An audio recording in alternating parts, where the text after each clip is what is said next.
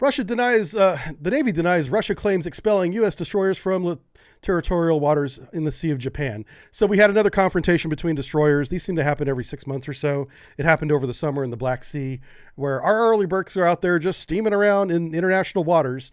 But anytime we get anywhere near a coastline, whether it's China or especially Russia, we're not in Russian waters, they'll come out and they'll run alongside of us, parallel to our course for however long. And then they'll get on the news and be like, Russia will claim we've expelled the Americans from territorial waters.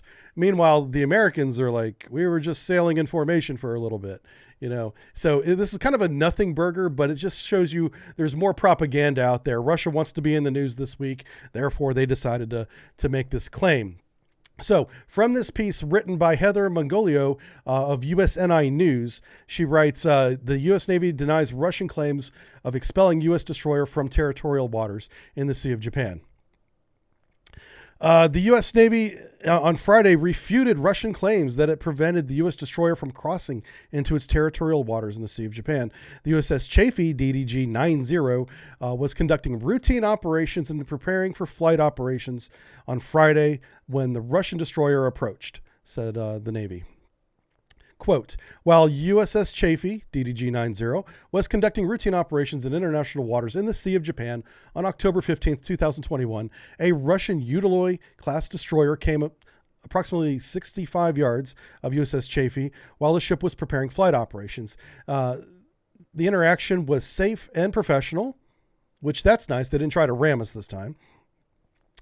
Although Russia issued a notice to airmen and mariners, a NOTAM or NOMAR, that in this area later in the day, the NOTAM was not in effect at the time of the incident. So what they can do is if they're going to do a missile test or a weapons test, they put out this notice to mariners saying, hey, fishermen, everybody, just stay out of this area because our Navy's going to be doing something. And those are almost always respected. People will stay out because, one, they don't want to get shot by a missile by accident, and they'd be like, well, we warned you. So if you have this notice to mariners, everybody gets it. We get the Russian ones, the Russians get ours, and we just stay out of each other's way. It's a deconfliction thing, and that's very common. These happen all the time. It's not even a big deal. But here's the deal: is they put out the notice to mariners, and the times didn't sync up with what this Udaloy was doing. In other words, they just didn't get their coordination right, which says a little bit about the command and control of the Russian Navy, especially in the Pacific Fleet, is they didn't get their timing right. And timing is everything in warfare. Okay, Russian Defense Ministry said the Chaffee attempted to enter Russian territorial waters on Friday, but claimed anti-submarine warfare ship Admiral Tribets chased the American destroyer during the Russian-Chinese Navy drills in the Sea of Japan, according to the Russian state agency TASS. So I'm going to play a little bit of this video for you, and you'll get a sense of just how chased away the Americans were. I'm muting the sound because it's just a bunch of helicopter noise right there. But this video is taken from the perspective of the Udaloy. Someone on the Udaloy is recording this. And what they'll do here, they did this a lot in the Cold War, is they'll try to zoom in on our radar arrays and sensors, especially if it's ECM or countermeasure jamming, and they'll just try and see if we've made any changes to it. That's one of the things that they used to do here. But there's the helicopter. I'll turn on the sound for a second. You can just hear it. That's all it is. So that's why I'm muting it. But yeah, they basically ran parallels to us for a little while, and then the two ships broke away. Our ship did turn away first. Oh, and something I need to point out, they intentionally waited until they saw us doing air operations because they know that our ship is going to stay on a steady course and steady speed while they're doing air ops, whether it's landing, retrieving, whatever. So they can guess what we're going to do, and they can safely get next to us without actually colliding with us. And then they can act as the enforcer if they want. But yeah, so that's it. They just ran next to us for a little bit, and then they said, we chased the Americans away, which is a little hilarious in my opinion. Let's see what else she says here in the piece. According to the Russian Defense Department, the crew of the Admiral Tribets radioed a warning to Chaffee, letting it know that it was in an area that was closed due to drills. See, the people on board the Udaloy didn't know the time the drill started. That's what I'm talking about, coordination. The Russians actually jacked this up. This makes them look really dumb, actually, incapable. Chaffee did not change course and instead raised its flags to signal that it would be launching a helicopter. In response, Admiral Tribets started towards the Chaffee in order to chase it out of the waters. Okay, the Chaffee ultimately did change course when it was less than 200 feet from Admiral Tribet's, approximately 50 minutes after it approached Russian waters, said the Russian state agency. Chaffee's actions were a crude violation of international rules in place to prevent collision between ships. That's been well established since 1972. Okay. Well, Russia did put out a notice, like I said, the time of the interdiction did not match the time of the event. And this is not the first time the Navy. Okay, and then she goes into the history. Like I said, this happens every couple months, or like a couple times a year, I should say. And it's been going on for a while. Usually this happens in the Black Sea because they love to do it there, but this is in the Sea of Japan. Yeah, just a bunch of bluster. Nothing really to worry ourselves over. Two crews are probably enjoying a photo ops. Yeah, you can see in part of the video that I had down here, a lot of the air crew that are supposed to be taking care of the helicopter were actually on the rails looking at the Utiloid, because you don't always see a Utiloid this close. You're right. As far as the crews go, it's a good time. But politicians and generals and admirals, they got to get their shots in when they can. Elias says, nothing new. My old man was a tanker in Berlin. During Cold War, when the Soviets would move around tanks from checkpoint, the U.S. would match them. Yeah, I guess there's an army version of this as well. That would make sense. Albino says, so Russians are just like the Jack Russell Terrier that barks at everything. Yes, very much so. And the Chinese too. You know what's funny is I don't know of a single instance where the United States Navy chased away somebody else. We're always the ones being chased away. I might be wrong. There might be something I'm missing, but I don't remember that it ever being reversed is my point. Airplanes all the time. The Russians love to fly their bombers right off the coast of Alaska. That's like a very common thing. But as far as ships go, I'm not aware of that. Because usually, we want to get close to them and record them. All right, let's take another story from USNI News. This one by John Grady, an absolutely fantastic journalist over there at USNI News. I love the stories that he comes out with. And this one kind of caught me off guard. I didn't think about this, but this makes a lot of sense. From a panel, military needs more electrical power to counter long-range missile threats. And here we have some ships shooting some missiles. Those are the Chinese type 022. Some knucklehead on YouTube tried to tell me that these were all decommissioned. So take that, sir, if you're watching. He's probably not. Yeah, I think he unsubscribed. Anyway, from the piece, John writes, the Pentagon itself is in a shocking, eye-opening position of needing more electrical power to provide distributed naval and ground forces to protect distributed naval and ground forces from long-range attack at the time when China dominates the global production of advanced batteries and needed to meet that mission.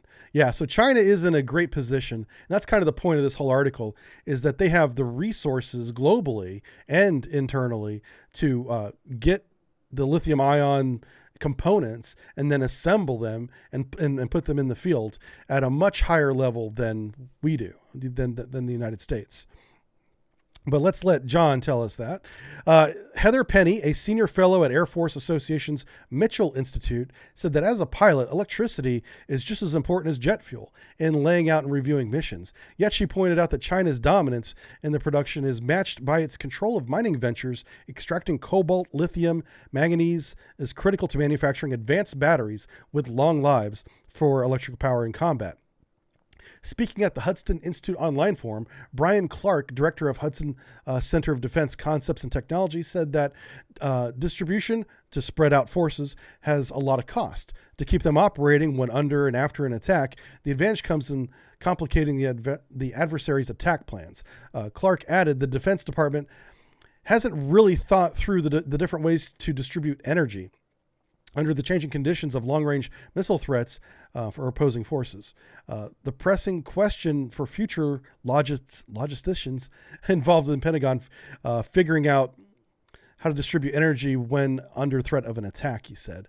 So yeah, so we need, long life batteries in lots of things, not just weapons, but vehicles and, everything from a submarine to an airplane to a tank.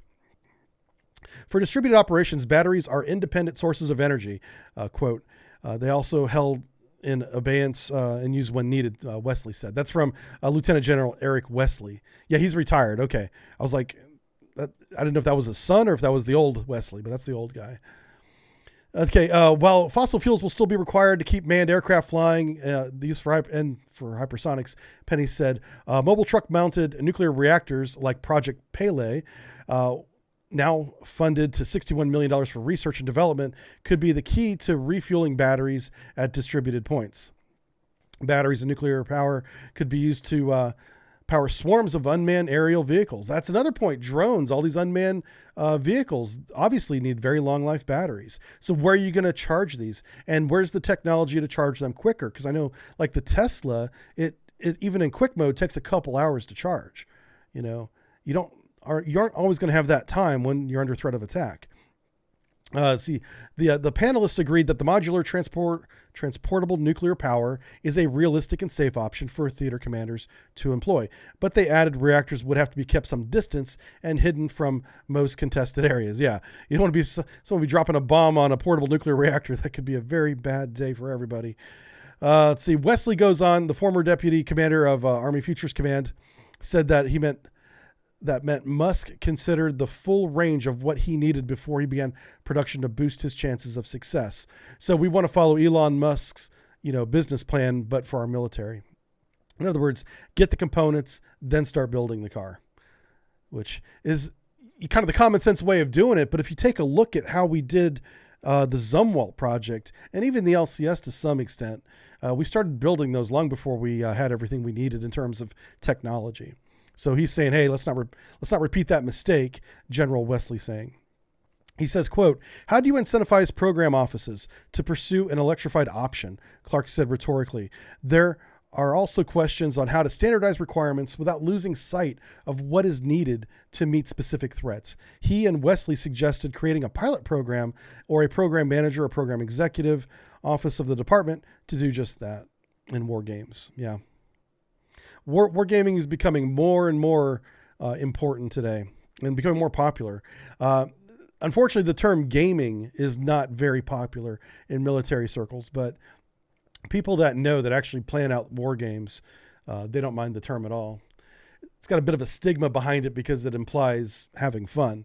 But wargaming is key to success in the future. Whenever I was doing contract work, a lot of that was for wargaming tools. We were building the tools that the Navy or other DoD people would use to wargame with. That was my small contribution here recently. Elias says, get the nearest SSN and CV recharged. So obviously nuclear-powered vessels, they carry the reactor around with them, and that's great. But I think the piece brought up a great point. John Grady brought up a great point. Drones, almost 1/3 of the Navy is going to be unmanned vehicles. Those are battery powered, or a lot of them are battery powered. So we're going to need to have the ability to recharge those and then recharge them quickly, get them back out to sea again. Where it says, what do you think you should do about Chinese industrial espionage? Yeah, that's a whole topic right there, isn't it? I don't know. I don't know what can be done about it. That's the thing, is what are our options? Zebra says, by the way, I've seen news about an assassination attempt on Chinese President Xi. Really? A couple days ago. What? I have not heard that. Holy crap. All right. If you have that story, Ziri, send it to my email, okay? Just like this person did. This story comes from a viewer. Probably, I imagine, somebody over in jolly old England, because this is about the UK shipbuilding. Okay. From the piece from Navy Outlook, it doesn't have an author's credit that I see. This is an analysis piece from Navy Outlook. It says the second iteration of the National Shipbuilding Strategy, or NSBS, is due to be published soon. Here we're considering the ambitions of a long-term naval construction program and a revival of the maritime enterprise. So NSBS, the sequel, this is going to be the second iteration, like they said. The first one, I guess, was on the 16th of March. Okay, on 16th March, Secretary of Defense announced that the National Shipbuilding Strategy, authored by Sir John Parker and published in 2017, would be refreshed. Okay, so the original one was in 2017. They're updating it now for 2021. But again, the new one's not out yet. The government is currently conducting its 2021 spending review, which will conclude on the 27th of October. That's coming up for the autumn budget. The details of the revised NSBS should be announced soon. So we may have jumped the gun here with this story. Doesn't look like we know what's happening yet. Let's see. The Johnson government has already made a commitment to double spending on shipbuilding in the next 10 years. So we do have some information. They've made a commitment to that, averaging 1.7 billion pounds a year. Holy smokes. That's a lot of money. NSBS 2 looks to be expanded with a program that outlines work for the next 30 years. The steel bashing is only the small part of the picture, and much of the economic benefit lies in the supply chain and an integration of complex systems into the ships. It is rather unfair to dismiss the specialist steelworking and precision engineering involved in the installation of ships' propulsion and plant as mere steel bashing. But the maritime expertise extends far beyond the shipyards. Yeah. And here's the plan right here. Can I zoom that out? There we go. Okay. We're going to scroll up and down here. So Black is in service. So right now they have the OPV batch 2s are out. The David Attenborough has its own class. That's kind of cool. All right. These are like support vessels up here. These are semi-commercial warships like supply ships. And then they have the Type 31, Type 32 frigates. And then down here are the complex warships like the Type 45 destroyer, which is an incredible machine, by the way. Make sure my head's not picking up. Of course, the QE carriers and then the Type 26 frigates are coming along. Oh, the Type 83 destroyer. This is still a concept as far as I know, but I look forward to seeing the Type 83. If it's anything like the Type 45, it's going to be badass. So this is what they're planning. You know, support vessels, commercial roles up here. So really the news is Type 31 is coming. I think they've already got a couple of those. What is the red color? Under construction. Okay. Type 31 is under construction and Type 32 is in the integrating review process right now. Very cool.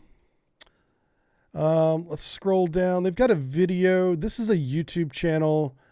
How long is this one? 4 minutes. All right. I'm going to take a chance here. Hopefully they don't copyright me, but full credit to Navy Outlook. Subscribe to them and please don't copyright me. Let's watch this video. The Glasgow building process. This is how ships are made. I like the music. Hell yeah. Is this it? Maybe I should just mute it. I think that's what we're going to do. We're just going to mute the music. Because YouTube will mute it for me if I don't. All right, so we've got a mission bay. This is very... You got a naval surveillance radar up there. I was hoping they'd show some construction. Let's see some pictures of the shipyard where this is going to be built. That's what we want to see. That's the bridge. That's where the people are. Oh, here we go. Yes, dude. Okay. That's awesome. Look at that. John's house is right there. We can see his house from here. This is crazy. So it looks like they're building the ship there and they're going to move it over into that sled that slides down into the water for the launch. This is the inside of the bridge. Awesome. I like how they're overlaying the computer graphics with the real pictures.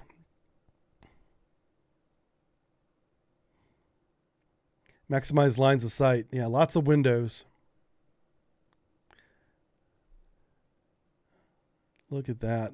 This is where you're going to put your coffee cups right there, folks. Very cool. I spent a lot of years in this environment. Whenever we were in the shipyard, I went in the shipyard twice, and it's crazy how they just rip everything out. And you can see basically the skeleton of the ship you're serving on for months before they begin reinstalling everything. So that is really cool. This is really cool. So notice all the, oh crap. Go back. Notice all the little yellow arrows. You know, that's in case of a casualty that you don't get lost, because it is very disorientating the first time you go on board a ship that's under construction. If you don't know your way around, you'll get lost. So I like how they have all these little arrows pointing towards exits. Oh, cups of tea. That's true. That's where the teas go. Yeah. You think John Bloor got doxxed right there in the video? No. I was just joking.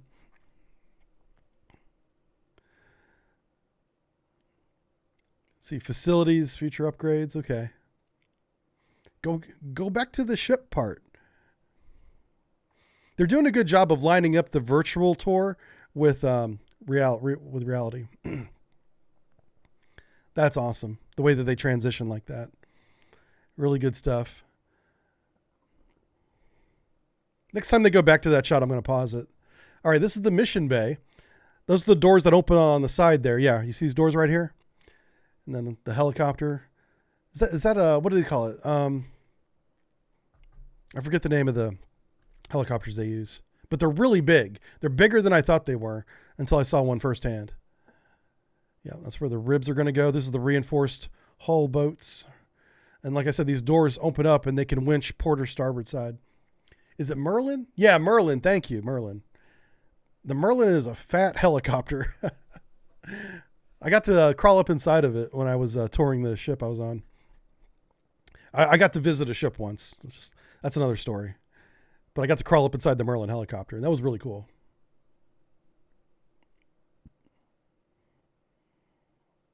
So that's the mission bay. So notice how they have these boxes here now. These can be all sorts of things in here. They could have equipment for SEALs, divers. They could have weapons, systems, towed arrays. Like your sonar system could be in here with your towed array in the back. That's kind of how the LCS works. That's why they have like 4 or 5 different roles for the LCS. They put on those containers for different missions like mine hunting and stuff.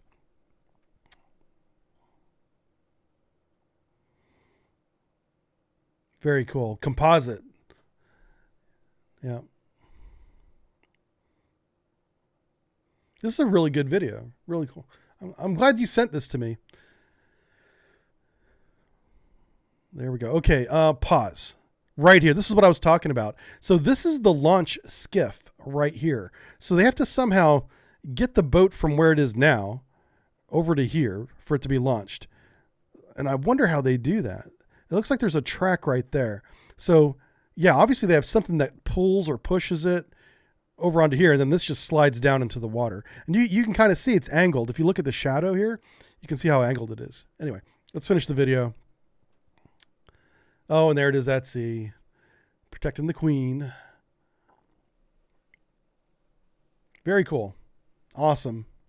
All right, we're going to go ahead and just let that go there. Anyway, like I said, full credit to Navy. Look out for that. Hopefully I don't get in trouble for showing that. But that's it for the Naval News segment today. What do you guys think? Let's see. Deadlock says, does your contracting work let you go on surface ships? I can't talk at all really about what I do. I just, I could talk that in one of the contracts that I did because it was COVID and lockdown, we just built training tools, like virtual tools and stuff like that.